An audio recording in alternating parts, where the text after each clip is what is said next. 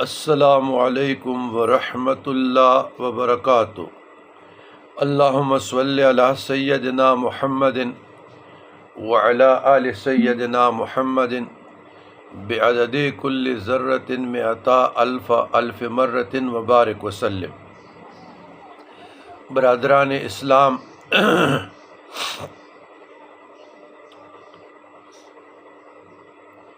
خواص سورہ الشعراء، سورہ نمل اور سورہ قصص۔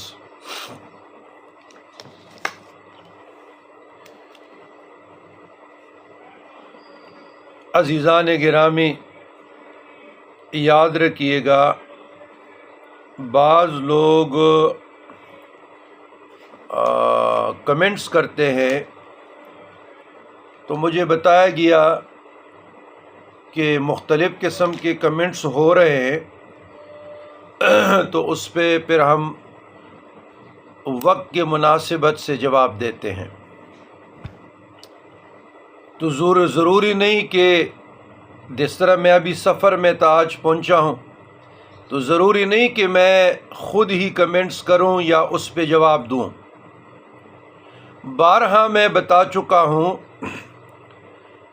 اور ابھی بھی آپ لوگوں کو بتا رہا ہوں کہ ہم ہیں گروہ صوفیاء سے،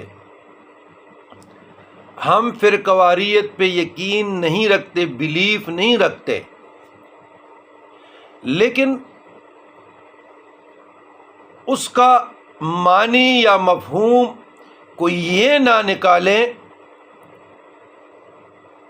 کہ ہم اپنے راستے سے ادھر چلے گئے۔ نہیں، ہم اہل سنت الجماعت ہیں، سنی ہیں، اور سنی کے بعد حنفی ہیں، اور اصول میں ماتریدی ہیں،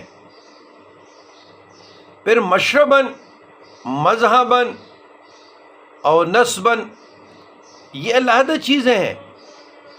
پھر ہم قادری ہیں، چشتی ہے، سہروردی ہے، نقشبندی ہے، شاذلی ہے اور رفاعی ہے۔ ٹھیک ہے، فضائل اہل بیت قرآن اور سنت کی روشنی میں بیان کرتے رہیں گے، فرض عین ہے۔ اور ایک امام نسائی نے ایک کتاب لکھی ہے خصائص علی، وہ آپ پڑھیں، اور اسی کتاب کی وجہ سے ان کو شہید کیا گیا۔